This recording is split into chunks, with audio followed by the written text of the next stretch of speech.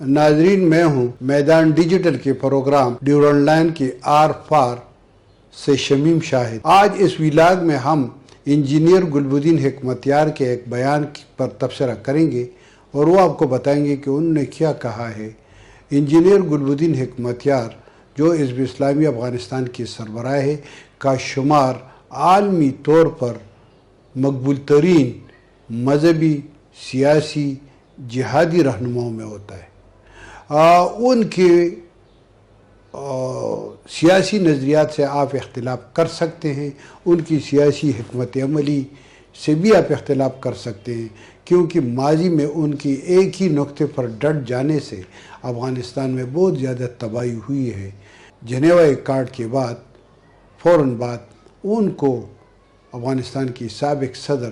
Doctor نجیب اللہ نے پیشکش کی تھی کہ آپ آ جائیں اور میں حکومت آپ کو اور آپ کی جہادی رہنماؤں کے سپرد کرنا چاہتا ہوں، افغانستان میں مزید خونریزی نہیں چاہتا ہوں، مگر انجینئر گلبدین حکمتیار نے اس آفر کو مسترد کر دیا تھا۔ اس سلسلے میں سب سے بڑھ کر جو ثبوت ہے میرے پاس وہ یہ ہے کہ ان کے ساتھ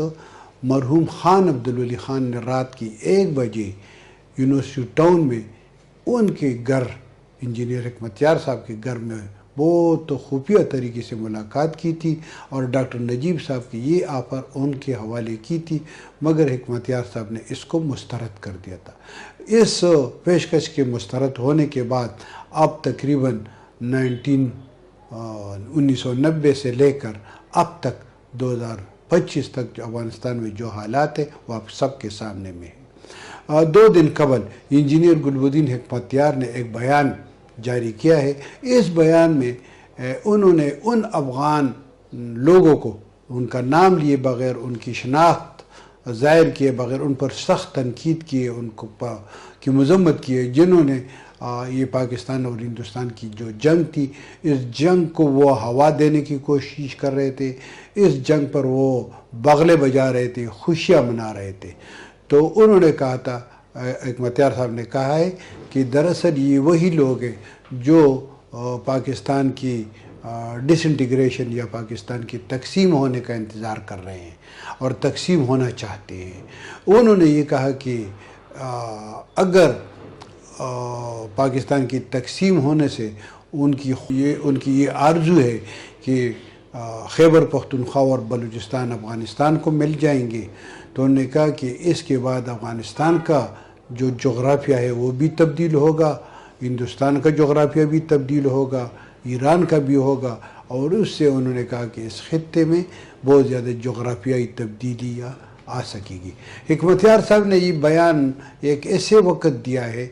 جب صدر ٹرمپ مشرق وسطیٰ کے دورے پر تھے۔ مشرق وسطیٰ کے دورے کے دوسرے دن انہوں نے یہ بیان جاری کیا، اور مشرق وسطیٰ کے دورے کے دوران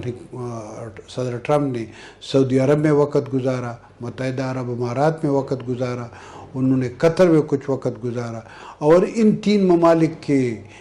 جو قائدین ہیں، جو سیاسی رہنما ہے یا جو حکمران ہیں، ان کے علاوہ انہوں نے شام کے احمد الشرع کو بھی سعودی عرب بلایا تھا اور وہاں سے ان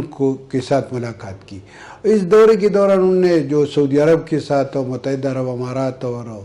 قطر کے ساتھ جو باتیں کی ہے وہ تو ایک طرف، مگر انہوں نے سب سے بڑھ کر احمد الشرع کو کہا ہے، بلکہ تنبیہ کی ہے کہ وہ اسرائیل کے ساتھ تعلقات کو استوار رکھے، اسرائیل کے ساتھ پرامن رہے۔ اور ظاہر ہے جب وہ 2-3 دن وہاں مشرق وسطیٰ میں تھا تو وہ تو ٹھیک ہے، اسرائیل نہیں گئے، مگر انہوں نے اس دورے کے دوران 3 ممالک کے حکمرانوں سے، ان کے تعلقات پہلے سے اسرائیل کے ساتھ اچھے ہیں تو اس میں مزید استحکام آئے گا۔ صدر ٹرمپ کو اس دورے کا بہت زیادہ بڑا فائدہ ہوا ہے، اور ان کو تقریباً 1 ارب امریکن ڈالر سے زائد سرمایہ کاری کی یقین دلایا گیا ہے ان تینوں ممالک نے امریکہ میں، اور ساتھ ساتھ سعودی عرب نے تقریباً 142 بلین امریکن ڈالرز کی دفاعی معاہدے کیے ہیں۔ وہ امریکہ سے طیارے بھی خریدیں گے، ٹینک بھی خریدیں گے، گولے اور بارود بھی خریدیں گے۔ ظاہر ہے کہ اس وقت سعودی عرب کو جو اسرائیل سے کوئی خطرہ نہیں ہے. اگر سعودی عرب خدشات کا اظہار کر رہا ہے تو یمن سے یا اور چھوٹے موٹے ریاستوں سے کر رہا ہے عرب دنیا کے. ناظرین، حکمت یار صاحب کا یہ بیان جو ہے یہ کوئی نیا بیان نہیں ہے. یہ مطلب اگر آپ دیکھیں تو افغان جنگ کے دوران بھی افغانستان کی تقسیم ہونے اور اس کے پاکستان پر ہونے والے منفی اثرات کے بارے میں بہت زیادہ باتیں ہوا کرتی تھی. مگر ایک ایسے وقت ہو جب وہ صدر ٹرمپ کہتا ہے کہ وہ دنیا میں امن قائم کر رہا ہے، تمام تنازعات کو حل کرنے کی کوشش کر رہا ہے، اور اس دورے کے دوران ان کو سب سے بڑھ کر یہ بھی ایک پذیرائی، ایک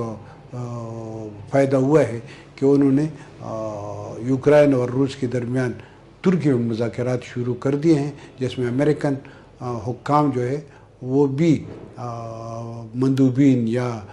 مصالحت کنندہ کی حیثیت سے حصہ لے رہے. اب دیکھنا یہ ہے کہ حکمت یار صاحب کے اس بیان کی کیا اثرات ہوں گے. بہرحال یہاں پر بہت زیادہ اس خطے میں افغان جنگ میں پچھلے تقریباً 5 دہائیوں سے 4.5 دہائیوں سے بہت زیادہ تباہی ہوئی ہے. یہ خطہ مزید جو ہے تباہی کا متحمل نہیں ہو سکتا. یہاں پر اگر تنازعات ہے یا اختلافات ہے تو ان کو حل ہونا چاہیے، ان کا ازالہ ہونا چاہیے. مگر یہ حل ہونا وہ بھی اگر بات چیت سے ہو جائے تو یہاں پر اس خطے میں کافی امن اور استحکام آ سکتا ہے. بہت بہت شکریہ، ہمارے ساتھ جڑے رہیے.